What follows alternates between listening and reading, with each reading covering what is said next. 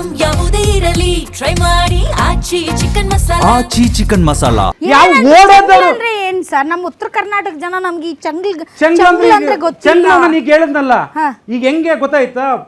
ಚಂಗ್ಲು ಬುದ್ಧಿ ಯಾರು ಕಲ್ತಿದೀಗ? ನನಗೆ ಹೇಳ್ದೆ ಕಸಿನೋ ಆಡ್ಸೋದು, ಚಂಗ್ಲು ಬುದ್ಧಿ ಬೀಳ್ಸೋದು. ಪಾಪ ನೆಮ್ಮದಿಯಾಗಿ ಬದುಕ್ತಿದ್ದಂತ ಫ್ಯಾಮಿಲಿಗಳನ್ನ ದುಡ್ಡಿದೆ ಬನ್ನಿ ಕರ್ಕೊಂಡೋಗಿ ಅಂತ ಕಾಡ್ಸಾಡಿಸ್ತಾರಲ್ಲ, ಅದು ಚಂಗ್ಲು ಬುದ್ಧಿ. ಆಲ್ ರೈಟ್, ಓಕೆ, ಏನೇ ಆಗಲಿ ಈ ಒಂದು ಭೂಸ್ವಾಧೀನ ಪ್ರಕ್ರಿಯೆಗೆ ಪರ ಮತ್ತು ವಿರುದ್ಧವಾದಂಥ ಹೇಳಿಕೆಗಳನ್ನು ಕೊಡೋದ್ರಲ್ಲಿ ತಪ್ಪೇನಿಲ್ಲ. ಆದರೆ ಪದ ಬಳಕೆ ಒಂದು ಸ್ವಲ್ಪ ಹುಷಾರಾಗಿ ಮಾಡಬೇಕು. MLAಗಳು ಸಾರ್ವಜನಿಕವಾಗಿ ಮಾತಾಡುವಾಗ ಸಮಾಜಕ್ಕೆ ಮಾದರಿಯಾಗಿರಬೇಕೇ ಹೊರತು ಅವರು ಕೂಡ ಏನಪ್ಪ ಇವಯ್ಯ ಹಿಂಗೆ ಮಾತಾಡ್ತಾನೆ ಅಂತ ಅನ್ನಿಸಬಾರದು. All right, okay, yes, UT Farzana madam, ಇವತ್ತು ಸಾಕಷ್ಟು ಜನ ರೈತರು ಬಂದಿದ್ದಾರೆ. ಆಮೇಲೆ ನಾನು ಅವ್ರ ರೈತರ ಒಂದು ಮಾತುಗಳನ್ನು ನಾನು ಕೇಳ್ತೀನಿ. ಸೊ ಇದು ಇಟ್ಸ್ ಬಿಟ್ವೀನ್ ಸರ್ಕಾರ ಆ್ಯಂಡ್ ರೈತರು ಮತ್ತು ಹೋರಾಟಗಾರರು. ಹೋರಾಟದಲ್ಲಿ ಅವ್ರು ಭಾಗಿಯಾಗಬಾರ್ದು, ಇವರು ಭಾಗಿಯಾಗಬಾರ್ದು ಅಂತ ನೀವು ಗೆರೆ ಹಾಕೋಕ್ಕಾಗಲ್ಲ. ಯಾಕೆ ಅಂತಂದರೆ ರೈತರ ಪರ ಅಥವಾ ಶೋಷಿತರ ಪರ ಧ್ವನಿ ಎತ್ತಬೇಕಾಗಿರೋದು ಪ್ರತಿಪಕ್ಷಗಳ ಕೆಲಸ. ಅವ್ರು ಮಾಡಬೇಕು. ಅವ್ರು ಮಾಡಿಲ್ಲ ಅಂದರೆ ನಾವೇ ಹೇಳ್ತೀವಿ, ಕುಮಾರಣ್ಣ ಏನು ಮಾಡ್ತಾ ಇದ್ದೀರಿ ನೀವು, ವಿಜೇಂದ್ರ ಅವರೇ, ಅಶೋಕ್ ಅವರು ಏನು ಮಾಡ್ತಾ ಇದ್ದೀರಿ ಅಂತ ನಾವೇ ಪ್ರಶ್ನೆ ಕೇಳ್ತೀವಿ. ಇವತ್ತು ಕುಮಾರಸ್ವಾಮಿ ಅವರು ಆ ರೈತರ ಪರ ಹೋರಾಟಕ್ಕೆ ಇಳಿದಿದ್ದಾರೆ.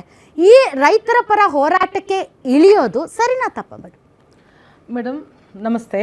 ಮೊದಲನೇದಾಗಿ ರೈತರ ಆಶೋತ್ತರಗಳಿಗೆ ಸ್ಪಂದಿಸಬೇಕಾಗಿರುವಂಥದ್ದು ನೀವು ಹೇಳಿದ್ರಿ ವಿರೋಧ ಪಕ್ಷದ ಕೆಲಸ ಅಂತ. ಅಲ್ಲ, ಆಡಳಿತ ಪಕ್ಷದ ಮಹತ್ತರ ಜವಾಬ್ದಾರಿಯೂ ಹೌದು. ಅದನ್ನು ಒಪ್ಕೊಂಡೆ ನಾವು ಮುಂದಕ್ಕೆ ಹೋಗೋಣ. ಇಲ್ಲಿ ಆಗ್ತಾ ಇರುವಂಥದ್ದು ಏನು, 2006ರಲ್ಲಿ ಅವರು ಅದನ್ನು ನೋಟಿಫೈ ಮಾಡಿದ್ರು, ಇದನ್ನು ಮಾಡಬೇಕು ಅಂತ. ಮೊದಲನೇದಾಗಿ ಮೇಡಮ್, ಈ ಎಲ್ಲ ಈ ಹಾರಾಟಗಳು ನೋಡುವವರಿಗೆ ಒಂದು ಅಬ್ಸರ್ವೇಷನ್ ಬರ್ತಾ ಇದೆ. 2006ರಲ್ಲಿ ಅವ್ರು ನೋಟಿಫೈ ಮಾಡಿದ್ರು ಕಾಣಬೇಕು, ಆಮೇಲೆ ಬಿಟ್ಟರು ಕಾಣಬೇಕು. ಇವಾಗ ಇವರು ಕಾಂಗ್ರೆಸ್ನವರು ಎತ್ಕೊಂಡಿದ್ದಾರೆ ಅಂತ. ಒಂದು 2 ನಿಮಿಷ ನನಗೆ ಮಾತಾಡ್ಲಿಕ್ಕೆ ಬಿಡಬೇಕು. 2006ರಲ್ಲಿ ಇವರು ಅದನ್ನು ನೋಟಿಫೈ ಮಾಡಿದ್ರು, 5 ಉಪನಗರಗಳು ನಮ್ಗೆ ಅವಶ್ಯಕತೆಯಿಂದ ಮಾಡಿದ್ರು. 2007ರಲ್ಲಿ DLF ಕಂಪನಿಯಿಂದ 400 ಕೋಟಿ ರೂಪಾಯಿಗಳನ್ನು ಪಡ್ಕೊಂಡ್ರು. ಅವ್ರು ಅದನ್ನು ನಮ್ಗೆ ಆಗಲ್ಲ, ನೀವು ನಮಗೆ ಸರಿಯಾಗಿ ಕೊಡ್ತಾ ಇಲ್ಲ, ಲಾಸ್ ಅಲ್ಲಿದ್ದೀವಿ ಅಂತ ಅವ್ರು ರಿಟರ್ನ್ ತಗೊಂಡ ಮೇಲೆ ಅದು ಸುಮ್ಮನೆ ಇರಬೇಕಿತ್ತು ತಾನೆ. 2010ರಲ್ಲಿ ಮತ್ತೆ ಯಡಿಯೂರಪ್ಪರವ್ರು ಬಂದು ಮತ್ತೆ ಹೊಸ ಟೆಂಡರ್ ಹಾಕ್ತಾರೆ. 2012ರಲ್ಲಿ ಶೆಟ್ಟರ್ ಅವರು ಮುಖ್ಯಮಂತ್ರಿಯಾಗಿ ಇದ್ದುಕೊಂಡು ಬಂದು ಅವ್ರೇನು ಮಾಡ್ತಾರೆ, ಒಂದು ಅಲ್ಲಿನ ನಗರಾಭಿವೃದ್ಧಿ ಇಲಾಖೆ ಅಪರ ಕಾರ್ಯದರ್ಶಿಯವರ ನೇತೃತ್ವದಲ್ಲಿ ಹೇಗೆ ಅನುಷ್ಠಾನಗೊಳಿಸಬೇಕು ಅಂತ ಒಂದು ವರದಿ ಬಿಡುಗಡೆ ಮಾಡ್ತಾರೆ.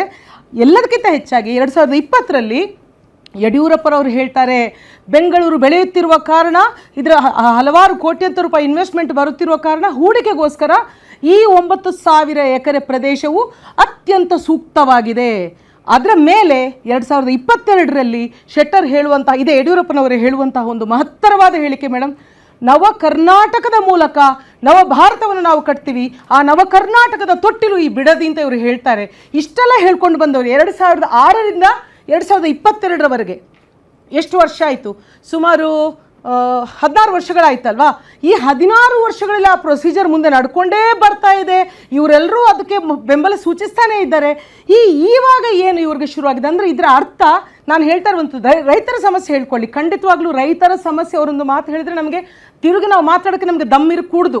ಪೊಲಿಟಿಕಲ್ ಪಾರ್ಟೀಸ್ಗೆ ರೈತರೇ ದೇಶದ ಬೆನ್ನೆಲುಬು, ಅವ್ರು ಬೆಳೆದ್ರೇ ನಾವು ತಿನ್ನೋದು, ಅದು ಬೇರೆ. ಆ ರೆಸ್ಪೆಕ್ಟ್ ನನಗೆ ಯಾವತ್ತೂ ಇದೆ. ಇದು ಕಂಪ್ಲೀಟ್ ಆಗಿ ರಾಜಕೀಯಕರಣಗೊಳಿಸ್ತಾ ಇದ್ದಾರೆ. ಒಂದು ರಾಜಕೀಯ, ಇನ್ನೊಂದು ನಿಜವಾದ ರೈತರ ಹೋರಾಟ. ನಿಜವಾದ ರೈತರ ಹೋರಾಟವನ್ನ ರಾಜಕೀಯವಾದಂತಹ ಪೊಲಿಟಿಕಲ್ ಸ್ಟೇಟ್ಮೆಂಟ್ಗಳಿಗೆ ಮ್ಯಾಚ್ ಮಾಡಿ ಆ ಹೋರಾಟನೇ ಸರಿ ಇಲ್ಲ ಅನ್ನೋ ತರದಲ್ಲಿ ನಿಮ್ಮ ಮಾತುಗಳು ಬರಬಾರ್ದು. ನಾನು ಹೋಗಿದ್ದೀನಿ. ನಿಮಗೆ ನಿಮ್ಮ ಕ್ಷೇತ್ರದಲ್ಲಿ ಯಾರು ಭೂಮಿ ಕೊಡಲ್ಲ, ರೈತರು ಕೂತಿರೋ ಜಾಗ ನಿಮಗೆ ಗೊತ್ತಿಲ್ಲ, ನಮಗೆ ಗೊತ್ತಾಗುತ್ತೆ. ಮೀಡಿಯಾದವ್ರಿಗೆ ಎಲ್ಲಿ ಕೂತಿದ್ದಾರೆ, ಅವರ ಜಮೀನುಗಳು ಎಲ್ಲೆಲ್ಲಿವೆ, ಅಲ್ಲಿ ಏನೇನು ಬೆಳೀತಾರೆ ಅನ್ನೋದು ನಮ್ಮ ಮೀಡಿಯಾಗಳಿಗೆ ಗೊತ್ತಾಗುತ್ತೆ. I belongs to Haliyal constituency madam. ನಾನು ಇವ್ರ ಕಾನ್ಸ್ಟಿಟ್ಯೂಯೆನ್ಸಿ ಅಲ್ಲ, ನನ್ನ Haliyal constituency. But still I know ಭೂಮಿ ಎಲ್ಲಿದ್ದಾವೆ, ಎಲ್ಲಿ ರೈತರು ಹೋರಾಟ ಕೂತಿದ್ದಾರೆ ಅಂತ. ಆ ಕ್ಷೇತ್ರದ MLA ಬಾಲಕೃಷ್ಣ ಅವ್ರಿಗೆ ಗೊತ್ತಿಲ್ಲ ಅಂದ್ರೆ ಏನ್ ಮೇಡಮ್ ಇದು? ಮೇಡಮ್, ಬಾಲಕೃಷ್ಣ ಅವರು ಇದರ ಬಗ್ಗೆ ಸತತವಾಗಿ ಮಾತಾಡ್ತಾನೆ ಇದ್ದಾರೆ.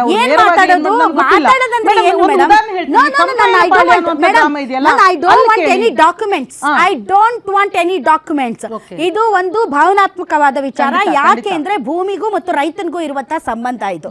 ಈಗ ಈ ಬರ್ಡ್ ಭೂಮಿ ನಾನು ಇಟ್ಕೊಂಡು ಏನ್ ಮಾಡ್ಲಪ್ಪ, ಅತ್ಲಾಗಿ ಇದನ್ನ ಮಾರಾಟ ಮಾಡಿ ನನ್ನ ಜೀವನ ನಾನು ಕಟ್ಕೋತೀನಿ ಅಂತ ಹೇಳೋದು ಅದು ಒಂದು ಭಾವನೆ. ಇಲ್ಲ, ನಾನು ಕೊಡಕ್ಕಾಗಲ್ಲ, ಇದು ನನ್ನ ತಾಯಿ, ನಾನು ಇದನ್ನ ಬಿಟ್ಕೊಡಲ್ಲ ಅನ್ನೋದು ಅದು ಒಂದು ಭಾವನೆ. ಯು ಶುಡ್ ರೆಸ್ಪೆಕ್ಟ್ ಇಬ್ಬರ ಭಾವನೆಗಳು. ಖಂಡಿತವಾಗಿ ಈ ಒಂದು ಸ್ಥಾನದಲ್ಲಿ ಇರುವಂತ ಒಬ್ಬ MLA ಹೋಗ್ಬಿಟ್ಟು ಜನರನ್ನ ಮಾತಾಡ್ಸಕ್ಕೆ ಆಗಲ್ಲ. ಎಲ್ಲೋ ನಿಂತ್ಕೊಂಡು ನಾನು ತಗೊಳ್ಳೋರಿಗೆ ಚೆಕ್ ಕೊಟ್ಬಿಟ್ಟು ಹಿಂಗೆ ಫೋರ್ಸ್ ಕೊಟ್ಕೊಂಡು ನಿಂತ್ಕೊತೀನಿ ಅಲ್ಕಿಸ್ಕೊಂಡು ಅಂದರೆ ಏನು ಮೇಡಮ್ ಇದು? What type of politics is this? ಇದೇನಿದು? ಜನಪರನ ಇದು? ಏನು ಇಂಥದ್ದಾ? ನೋ, ಅವ್ರು ಕೊಡ್ತಾರ ಕೊಡಲ್ವ? You should go, you should approach, convince. ಹಿಂಗಾಗುತ್ತೆ ಹಿಂಗಾಗುತ್ತೆ ಅದಾಗುತ್ತೆ ಇದಾಗುತ್ತೆ, ಹಿಂಗೆ ಮಾಡೋಣ್ರಪ್ಪ ಹಂಗೆ ಮಾಡೋಣ್ರಪ್ಪ, ಆಯ್ತು ನಿಮ್ಗೆ ಬೇರೆ ಕಡೆ ಭೂಮಿ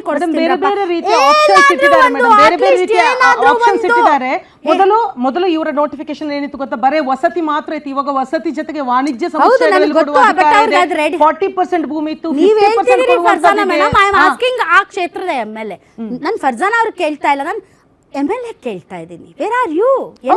ಇದನ್ನೇ ಹೇಳ್ತಾರಲ್ವಾ ಮೇಡಮ್? ಪಾರ್ಟಿಯಿಂದ ಹೇಳ್ತಾರೆ ಮೇಡಮ್, ಪಾರ್ಟಿ ಹೋಗ್ಬೇಕಲ್ಲ. ನಾವೇ ಹೋಗಿದ್ದೀವಲ್ಲ. ಇವಾಗ ನಾನು ಅವತ್ತು ಹೋದೆಪ್ಪ, ನಾನು ಬರೀ ಇವ್ರನ್ನಷ್ಟೇ ಮಾತಾಡ್ಸಿದ್ರೆ ಹೋಗ್ಬಿಟ್ಟು ಅವ್ರ ಹತ್ರನೂ ಮಾತಾಡ್ಸ್ಕೊಂಬಂದು ಏನು ಮಾಡ್ತೀರಿ ಮುಂದೆ ಜಮೀನು ಮಾರ್ಬಿಟ್ಟು ಏನು ಮಾಡ್ತೀರಿ, ಹೆಂಗ್ ಜೀವನ ಮಾಡ್ತೀರಿ ಅಂತ.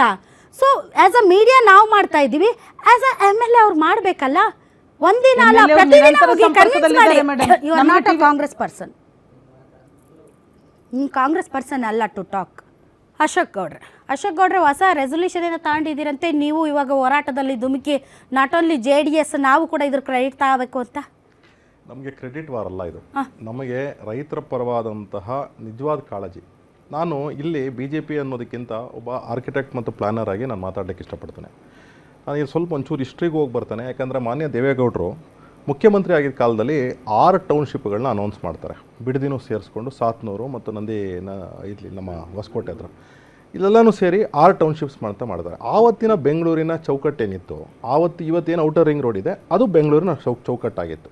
ಅಂದರೆ ಅದಕ್ಕೆ ಕಾನ್ಅರ್ಬನೈಸೇಷನ್ ಎಡ್ಜ್ ಅಂತೀವಿ. ಅಂದರೆ ಅದಾದಮೇಲೆ ಬೆಂಗಳೂರು ಇರಲಿಲ್ಲ ಅಂತ ಹೇಳಿ. ಆಗ ಮಾನ್ಯ ದೇವೇಗೌಡರು ಏನು ಮಾಡ್ತಾರೆ ಅಂದರೆ ಔಟರ್ ರಿಂಗ್ ರೋಡ್ ಆದಮೇಲೆ ಗ್ರೀನ್ ಬೆಲ್ಟ್ ಅಂತ ಅನೌನ್ಸ್ ಮಾಡ್ತಾರೆ. ಆ ಗ್ರೀನ್ ಬೆಲ್ಟು 10 to 12 ಕಿಲೋಮೀಟರ್ಸ್ ಇತ್ತು, ಕೆಲವು ಕಡೆ 18 ಕಿಲೋಮೀಟರ್ವರೆಗೂ ಇತ್ತು. ಅದೇನಾಗ್ತಿತ್ತು, ಬೆಂಗಳೂರನ್ನ ಪ್ರೊಟೆಕ್ಟ್ ಮಾಡ್ತಿತ್ತು, ಬೆಂಗಳೂರನ್ನ ಒಂದು ಲಿಮಿಟೆಡ್ ಆಗಿ ಗ್ರೋತ್ಗೆ ಅವಕಾಶ ಕೊಟ್ಟಿತ್ತು. ತದನಂತರದಲ್ಲಿ ಟೌನ್ಶಿಪ್ಸ್ಗೆ 1 ಲಕ್ಷದಿಂದ 5 ಲಕ್ಷದವರೆಗೂ ಈ ಟೌನ್ಶಿಪ್ಸಲ್ಲಿ ಮಾಡ್ತೀವಿ ಅಂತ ಹೇಳಿದರು. SM ಕೃಷ್ಣ ಅವರು ಮುಖ್ಯಮಂತ್ರಿ ಆದಮೇಲೆ ಈ ಗ್ರೀನ್ ಬೆಲ್ಟ್ನ ತೆಗಿತಾರೆ, ಜೊತೆಗೆ ಬೆಂಗಳೂರು ಎಕ್ಸ್ಪ್ಯಾಂಡು ತುಂಬ ಆಗಿಬಿಡುತ್ತೆ. ಅದನ್ನು SM ಕೃಷ್ಣ ಅವರೇ ಸ್ವಯಂವಾಗಿ ಹೌದು ನಾನು ಬೆಂಗಳೂರಿನ ಗ್ರೋತ್ಗೆ ಅಂದರೆ ಲಾಜಿಕಲಾಗಿ ಇಲ್ಲದೆ ಇರೋ ರೀತಿ ಇಲ್ಲಾಜಿಕಲಾಗಿ ಕೊಟ್ಟೆ ಅಂತ ಹೇಳ್ಬಿಟ್ಟು ಅನೇಕ ಕಡೆ ಪ್ರೈವೇಟಾಗಿ ಒಪ್ಕೊಂಡಿದ್ದಾರೆ ಅಂತ ಹೇಳಿ ಅನೇಕ ಜನ ಪ್ಲಾನರ್ಸ್ ಹೇಳಿರ್ತಕ್ಕಂಥದ್ದು. ಹೌದು, ಅನೇಕ ಪ್ಲಾನರ್ ಆಗಿ it's not in a public domain. Correct.